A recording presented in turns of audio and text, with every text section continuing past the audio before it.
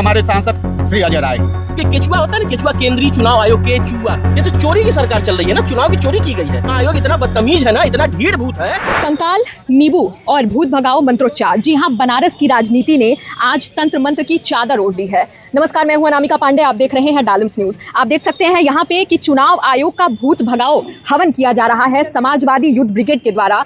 और ये कहते हैं कि जब बात धरना, ज्ञापन या बहस से ऊपर उठ जाए तो तंत्र मंत्र का सहारा लेना पड़ता है, और ये राजनीति है, ये इससे परे नहीं है। कि बड़ा ही अनोखा तरीके से आप लोग ये तंत्र मंत्र कर रहे हैं।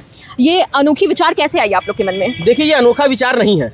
देखिए, भारत एक लोकतांत्रिक देश है, ये आप भी जानती हैं, पूरा देश जानता है। लेकिन जब उसी लोकतंत्र के ऊपर भारतीय जनता पार्टी के प्रेत के माध्यम से चुनाव आयोग अतिक्रमण करने लगेगा, तो अब बताइए निष्पक्षता कहाँ रह जाएगी? तो उसके लिए हमें कहाँ जाना होगा? हमें तंत्र मंत्र की शरण में जाना होगा कि चुनाव आयोग के ऊपर जो भूत सवार है भारतीय जनता पार्टी का, जो उनको प्रेत है, वो भाग जाए। उसी क्रम में आज हम लोगों ने वरुणापुर में, चूंकि होना सही माने पिचास मोचन पे या गंगा जी चाहिए, लेकिन चुनाव आयोग जिस प्रकार का बेहुदा अब बदतमीज संस्था हो चुका है, उनको वरुणा नदी में या कीचड़ या किसी नाले में विसर्जित करने का काम होना चाहिए। और उसी क्रम में आज हम लोगों ने यहाँ काशी के अंदर उनके लिए भूत प्रेत से उन्हें मुक्त करने के लिए आज हम लोगों ने यहाँ हवन पूजन किया हुआ है। जिस प्रकार से SIR के माध्यम से देश के अंदर भारतीय जनता पार्टी के द्वारा प्लांटेड एक आधुनिक मनुवाद लाने का प्रयास किया जा रहा है, ये बड़ा ही निंदनीय, बड़ा सोचने का विषय है। आज तमाम तरह के वोटरों को, तमाम तरह के लोगों को आज वोटिंग से वंचित करने का काम कर रही है भारतीय जनता पार्टी।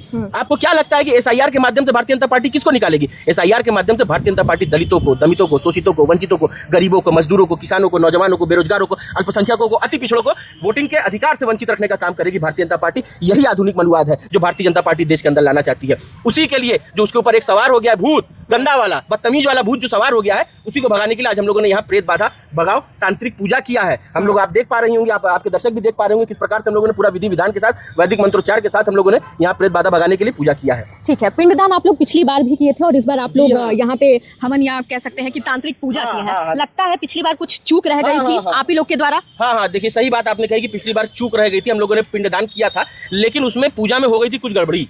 उसमें पूजा में हो गई थी कुछ गड़बड़ी। पंडित जी सही बुलाए थे। चुनाव आयोग इतना बदतमीज है ना, इतना ढीठ भूत है कि भागने का बैठने का नाम ही नहीं ले रहा है। और हमको डर लग रहा है कहीं इसके बाद हमें गया जी जाके ना बैठाना पड़े। ये देश के नेता है ना।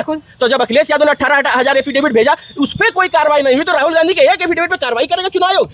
भरोसा है कि एफिडेविट देने के बावजूद कार्रवाई आयोग एक कठपुतली केचुआ होता है ना, केचुआ केंद्रीय चुनाव आयोग, केचुआ, वो केचुआ अपने मालिक की इर्द गिर्द रेंग रहा है। उनके मालिक कौन है? नरेंद्र मोदी। उनके मालिक कौन है? भारतीय जनता पार्टी। उनके मालिक कौन है? अमित शाह। ये वहीं से सारी प्लांटेड मामला चल रहा है। आप क्या समझ रही चुनाव आयोग कितना खतरनाक खेल खेल रहा है इस देश के अंदर? एक सवाल मेरा आप सभी से है कि बीजेपी का कहना है कि अगर वोट चोरी हुई रहती तो अब की बार 400 पार नारा जो है वो लगातार लग रहा था, 280 पे ही क्यों सीमित रह गए और बाकी कई जगह क्यों हार गए? वो जो 400 पार का नारा दे रहे थे ना, तो वो पूरे भ्रष्टाचार को जोड़ के 400 पार की बात कर रहे थे। लेकिन जनता ने इतना वोट उनके खिलाफ दिया है, उसके बाद 100% धांधली करने के बाद भी ये बहुमत तक नहीं पहुंच पाए। अब सोचिए जनता ने कितना इनके खिलाफ वोट दिया है। आप सोचिए, काशी जब वो नरेंद्र मोदी थे तो पता नहीं कितने वोट से, 3-4 लाख वोट से जीते थे। प्रधानमंत्री हुए, उसके बाद और वोट से जीते, उसके बाद तीसरी बार के ये प्रधानमंत्री बनने आए, तो यही काशी की जनता ने 1,55,000 या 1,60,000 के आसपास वोट दिया।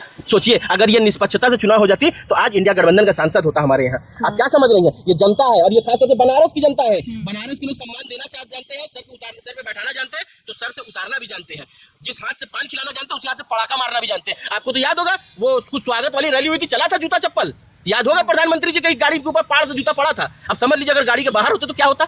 हालांकि मैं उस चीज का निंदा करता हूँ, प्रदेश के प्रधानमंत्री, उनका प्रोटोकॉल है, पूरा सम्मान होना चाहिए, इस तरह की घटना नहीं होनी चाहिए। लेकिन गुस्सा जो है देश के अंदर है, ये बात आप मानिए, ये बात आप दिखाइए अपने चैनल के माध्यम से कि देश के अंदर गुस्सा है, देश के अंदर लोगों के अंदर नाराजगी है। आप वोटों के अधिकारों से वंचित किसी को नहीं कर सकते। आप लोकतांत्रिक प्रक्रिया कराइए। आप एक संवैधानिक संस्था है, लोकतंत्र की रक्षा के लिए बनाएगी। आप तो भक्षक बन गए रक्षक होने की जगह। चले, ठीक है। चूंकि इस बार आप लोग कंकाल वगैरह लेके पूजा कर रहे हैं, क्या लगता है कि प्रतिक्रियात्मक असर ये डालेगा चुनाव आयोग पे? जवाबदेही तय होगी? बिल्कुल होगी, क्यों नहीं होगी। अभी तक तो हालांकि नहीं दे रहा है चुनाव आयोग कोई जवाब। तांत्रिक पूजन किया है और अभी तक क्या आगे भी जवाब नहीं देगा। लेकिन तब तक हम लोग ये काम करते रहेंगे जब तक चुनाव आयोग अपनी गलती को मान ना ले, तब तक ये काम चलता रहेगा। क्योंकि हिंदुस्तान की जनता के साथ लगातार ये बड़ी बड़ी धांधलियां देखी जा रही है, और हमारी मांग भी है कि इस षड्यंत्र में जो भी लोग इसमें जुड़े हुए हैं, एक निष्पक्ष जांच हो और बाकायदा उनको जेल की यात्रा के लिए लंबे समय के लिए उन्हें जेल भेजा जाए, ताकि आने वाले समय में इलेक्शन कमीशन ऑफ इंडिया के साथ हम लोगों का एक आस्था और एक विश्वास जुड़ा हुआ है कि निष्पक्ष होकर चुनाव हो और निष्पक्ष होकर हम स्वतंत्र होकर वोट डालें। वहाँ आती है लोकसभा में, मैं कह रहा हूँ कि 30,000 भी एक सीट पे धांधली हुई होगी, वो हारे हुए हैं चुनाव। उनका इस बार का मोराल देख लीजिए, पूरा डाउन था इस पूरे चुनाव में। सब कुछ हम पहले राउंड में आगे चल रहे थे, पहले कुछ राउंड तक हम लोग आगे भी थे, उसके बाद क्या कहते हैं जाके हार गए। इसी तरीके की स्थिति हम लोगों ने 2022 में देखी थी किशन दीक्षित के चुनाव में, शहर दक्षिणी के। हम लगातार आगे चल रहे थे, चलते चलते 22वें राउंड तक आके थे, आने वाले 2 राउंड में हार गए, और वो भी 10,000 के अंतर से हार गए। तो आखिर ये कैसे होता है? अचानक इतना वोट एक तरफा कहाँ चला जाता है? ठीक उसी हिसाब का क्या कहते हैं इनके साथ भी हुआ है लोकसभा चुनाव में। हमारे जो भी है पीडीए के साथी हैं, जो भी हमारे विपक्ष के साथी हैं, हमारे लिए तो अब हमारे सांसद श्री अजय राय ही हैं। चलिए ठीक है। कल चूंकि 14 महीने बाद अजय राय जी ने अपने जीत का जश्न भी मनाया। जिशान आपसे जानना चाहेंगे। हाँ, बिल्कुल जिताएगा। ये तो पूरे देश में चल रहा है। ये तो चोरी की सरकार चल रही है ना, चुनाव की चोरी की गई है चुनाव आयोग के माध्यम से। ये तो चोरी की सरकार चल रही है, चोरी का प्रधानमंत्री है, चोरी का गृह मंत्री है, ये पूरी सरकार ही चोरी की चल रही है।